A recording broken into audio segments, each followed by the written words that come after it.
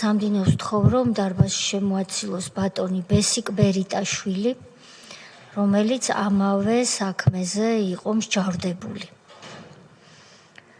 და ალბათ მასვე უნდა ვკითხოთ, საიდან მოვიდა ეს ტერმინი ზილების რევოლუცია, რომ იმ საზოგადოების იმ ნაწილმა, ვინც არ იცის ან პირველად ისმენს ამ საქმის შესახებ, რომ ესეც მოისმინოს.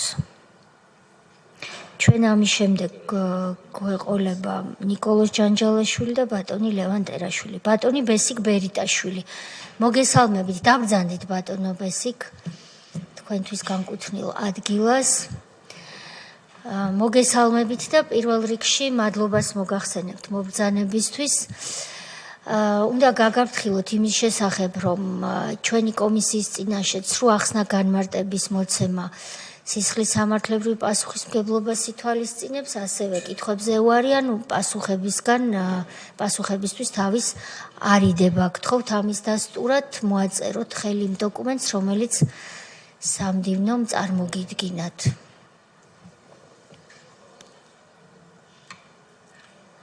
მადლობა. ბატონო ბესიკ, ჩვენ ბატონი ლერი ბერიტაშვილი გვყავდა ახსნა განმარტებაზე თქვენამდე. მან დეტალურად აღწერა მის ნაწილში, რა იყო გამოგონილი ბრალდებები, რა პირობებში დააკავეს, როგორ აწამეს, როგორ აყურებინეს საკუთარი შვილის წამება გლდანის ციხეში და მისი პატიმრობის პირობებზეც გვესაუბრა. ეს იყო შემაძრწუნებელი მოსასმენად, განსაკუთრებით იმ პირობებში, რომ ოჯახის ახალგაზრდა წევრებს, ქალიშვილს, ვაჟს, ქალიშვილს ემუქრებოდნენ და ვაჟი აწამეს მის თვალწინ. თქვენი ამბავიც, რომ გვიამბოთ, ვინაიდან როგორც ჩვენ ვიცით, თქვენ და ბატონი ლერი ერთი და იმავე საქმეზე, ეგრეთ წოდებული ზილების რევოლუციის საქმეზე გაგასამართლად წინა რეჟიმმა.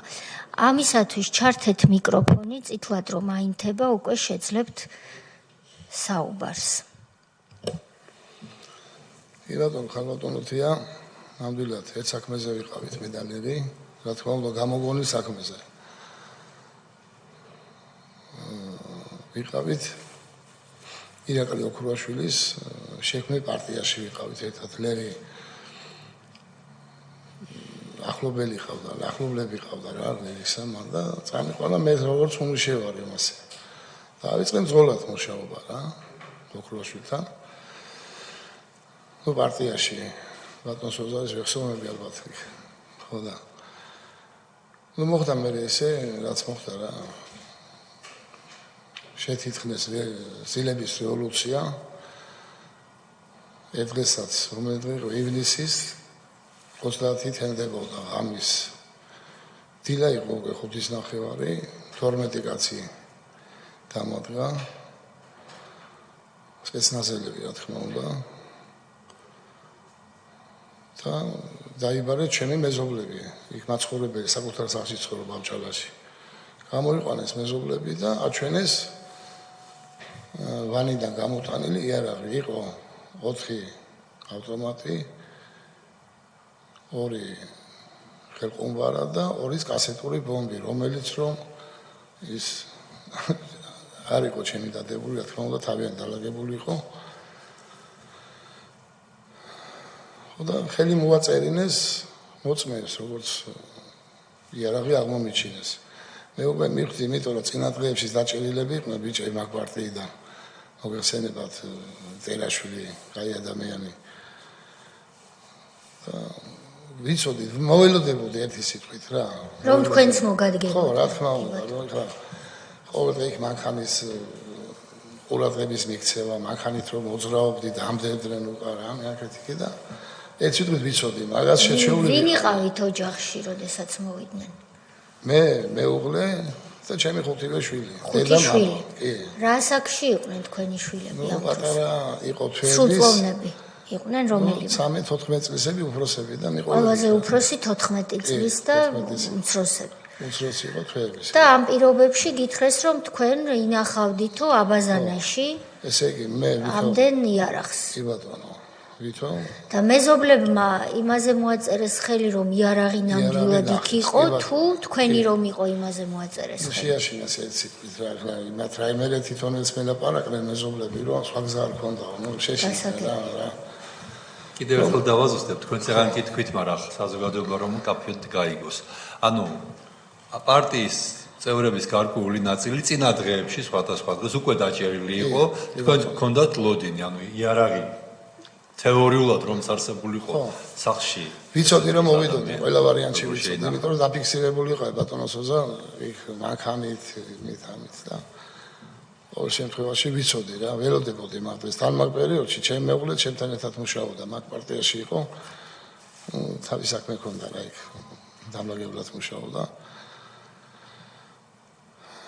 ხო და მაგისიც მეშინოდა რა რომ რამდენი წლის იყავით იმ დროს ეხლა ვარ 56-ის 2011 წელია ხო 14 წლით ადრე კი ბატონო ახალგაზრდა ეხლაც არ ხართ ხანდაზმული ამის თქმა არ მინდოდა სხვა რაღაცა ვიგულისხმე ანუ ბევრად უფრო ახალგაზრდა ოჯახით მეუღლით და 5 მცირეწლოვანი შვილით მოგივარდნენ და დაგაბრალეს რომ იარაღებს ინახავდით აბაზანაში შემდეგ გამომიყვანეს რა თქმა უნდა ბოდიში და პრუსის ამარაში როგორც ხდება ეუნები ჩავისვა კაცო გამოვლა რას ვიზო გამოყვებით ღამე იყო დილა იყო სადღაც 5-ის ნახევარი გამთენია პოლიციას გააღებინეს პატრული იყო რა პატრულს გააღებინეს და მე თვითონ შემოწვიდა შუშები ჩამტრევა ნუ გათამაშება რა იმის რა როგორც ხდებოდა როლი გაითამაშეს თვითონ აიყვანეს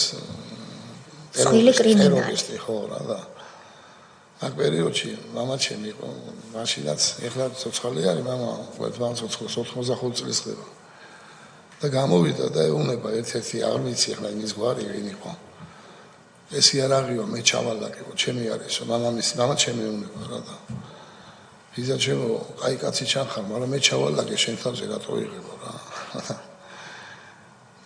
მამა ჩემა შეაგინა რა ეხლა კარგად შვილს უჭერენ იცის და თუ შეჩალაგებო და დაასრულა თავისი ამბავი და მიცემეს მამა ვეუნებოდი ვეხვეწებოდი მე იქვეცემეს ის სახში შეეშვით მე უთხარი ამ კაცის გარაგინა და მე ვარ აქ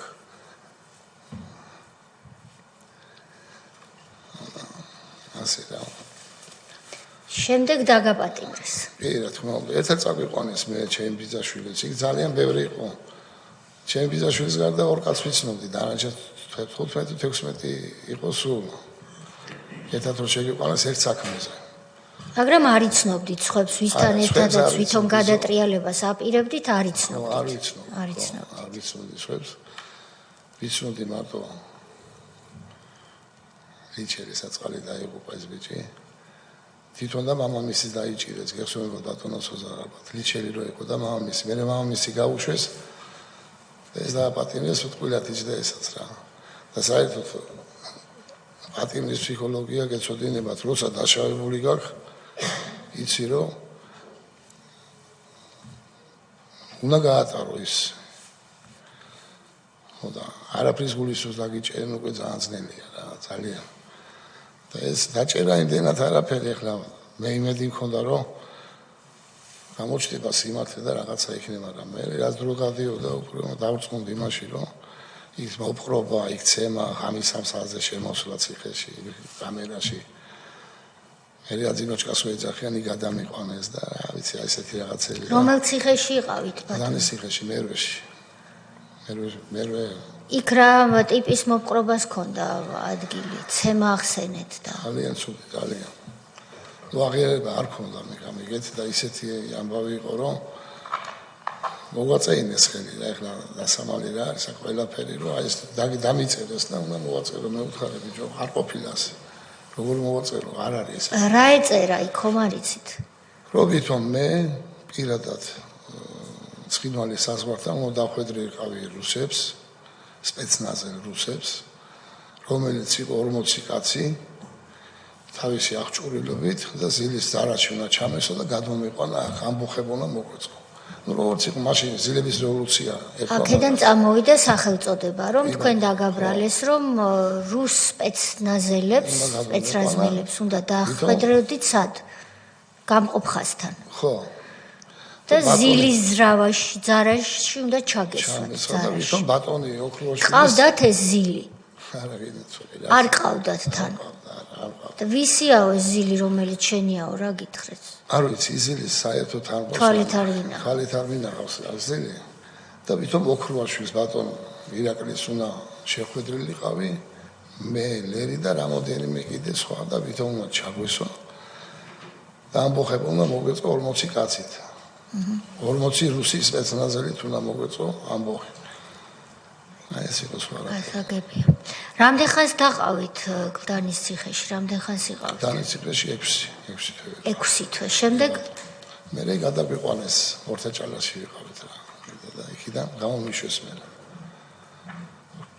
ჯანმრთელობის მდგომარეობა როგორ გაქვთ დღეს ნორმალურად არა არის კითხვები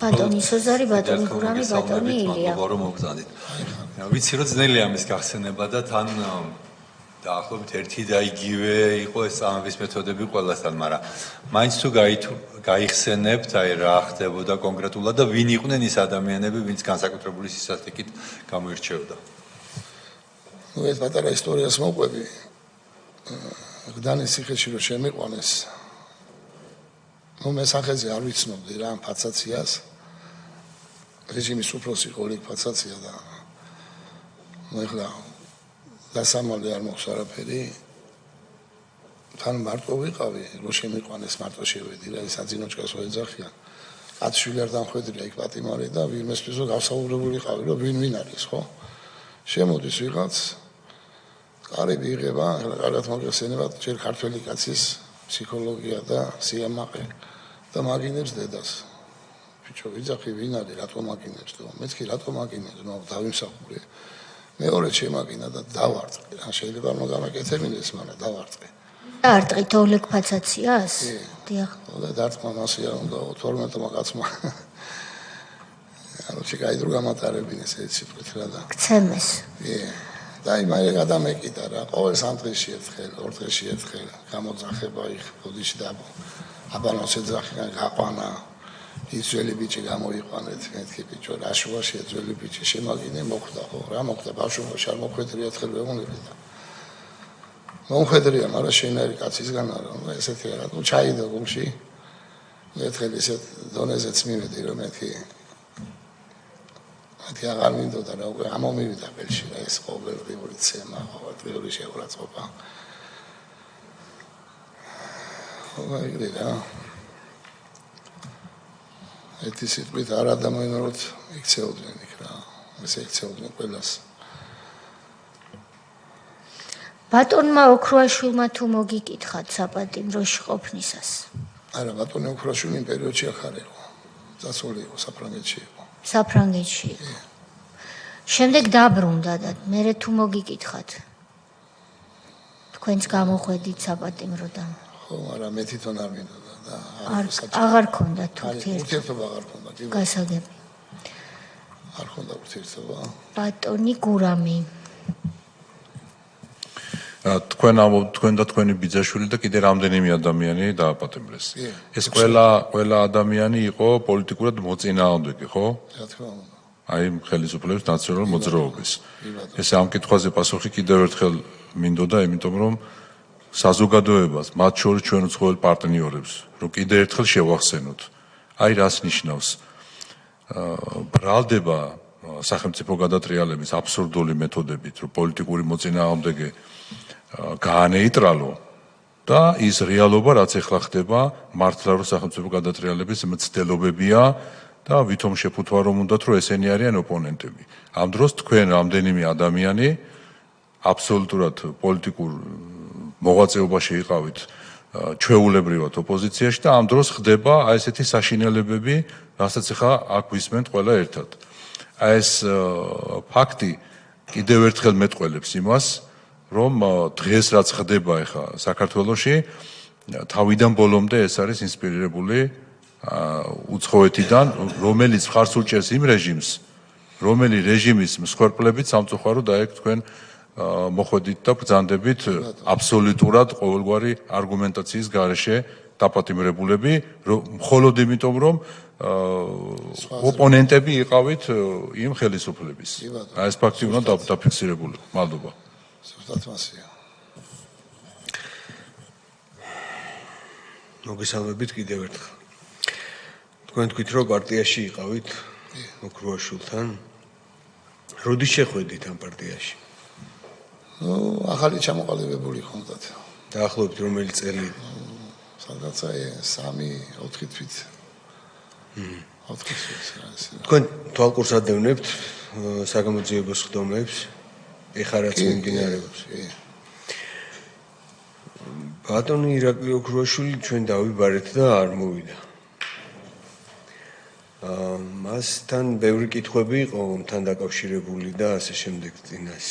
რა იყო მოტივი თქვენი პარტიაში შესulis? აი რა გამოძრავებდათ, რისი გჯეროდათ ან თუ იცოდით ოქრუაშვილი, აი ომის დროინდელი ამბები, მისი დამოკიდებულება ჯარის მიმართ, მისი დამოკიდებულება სხვების მიმართ.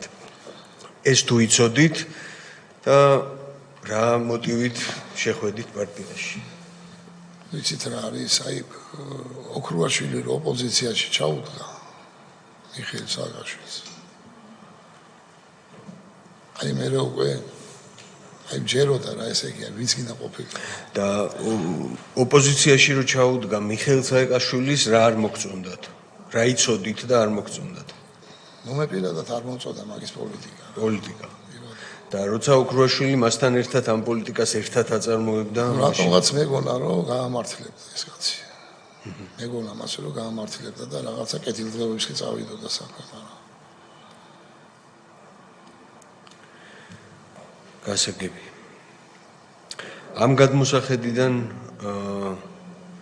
რას ფიქრობთ, რას ეტყოდით მაგალითად იმ ხალხს, ვინც დღეს ითხოვს ამ ადამიანების დაბრუნებას, იმ რეჟიმის დაბრუნებას, თქვენ ხედავთ ახლა და ის ბატონო ჩემო, ვის ოჯახსაც არ გამოუცდია, რაც მე გამოვცადე და რაც შემნაირმა ბევრმა გამოცადა, აი ესეთი ხალხი ითხოვს. ვის გაძოლოქებულები არიან და ვისაც კარგი დიდი შემოსავალი ჰქონდათ, ყველამ თავის შემოსავალს მიხედოს, მაგრამ ის ხალხი არ არის დასაბრუნებელი რა. მაგას ვიძახი რომ არ უნდა წამდეთ იმ ხალხის, იმ წარსულის არ უნდა წამდეთ. თქვენ რა მოლოდინი გაქვთ ამ კომისიის მუშაობის? კარგად მიდის. შემიძლია არის იმედი მაქვს რომ გამოჩნდება რა სიმართლე გამოჩნდება და ხალხი შტაინერს იმამბობს რომ გარჩიოს თეთრი და შავი რა. აი ეს გონია რომ მოხდება და იქნება ესე. კარგით, მადლობთ. მადლობა ბატონო ილია, ბატონო ბესიკ. უღრმესი მადლობა მობრძანებისთვის. თქვენ თქვით რომ მამა ცოცხალია დღესაც. ჩვენგან მოიკითხეთ, იმიტომ რომ ჩვენ ახალგაზრდებზე კი ბევრ საუბრობთ, მაგრამ ის ჩვენზე უფროსი თაობის წარმომადგენლები, ვინც მისი შესაძლებლობის ფარგლებში ძალას არ იშურებდა, რომ შვილების ნაცვლადაც ხშირად წინააღმდგომოდა მაშინდელ რეჟიმს და ამბობდა რომ მე ასაკში ვარ და ნაკლები რისკია რომ ცუდად მომექცნენო, მათ განსაკუთრებულად უდასტურებთ ჩვენ პატივისცემას. სამწუხაროდ წინა რეჟიმი ასაკს მაინც არ ითვალისწინებდა და ხანდაზმული ხალხი ძალიან ბევრი ვნახეთ, ვისაც სიბერე გაუმწარეს. ამიტომ პირველ რიგში მას დაუდასტუროთ პატივისცემა თქვენ ასევე გაწეული ბრძოლისათვის და თქვენს ოჯახს, რომელმაც მონაწილეობა მიიღო წინა რეჟიმის დამარცხებაში. მადლობას მოგახსენებთ, ჩვენ ბატონ ნიკოლოზ ჯანჯალაშვილს უნდა გავესაუბრებთ, იცნობთ თქვენ ბატონ ნიკოლოზს, თქვენ ერთ და იმავე საქმეზე იყვთ. იქ გავიცანეთ. იქ გაიცანით. თქვენ გაბრალებდნენ რომ ერთად აპირებდით სახელმწიფო გადატრიალებას, მაგრამ გაიცანით ის მას შემდეგ, რაც უკვე ორივეს ბრალი წაგიყენეს. ერთადერთ ვიცნობდი ბიძაშვილს და ერთ თანამშრომელს, რომელიც დღესდღეობით აღარ არის არის ცოცხალი. მადლობა ბატონო ბესიკ. სამდივნოს ვთხოვ რომ გაგაცილოთ და მადლობას მოგახსენებთ მობრძანებისთვის. მე თვითონ თქვენი ფარველი. მადლობა.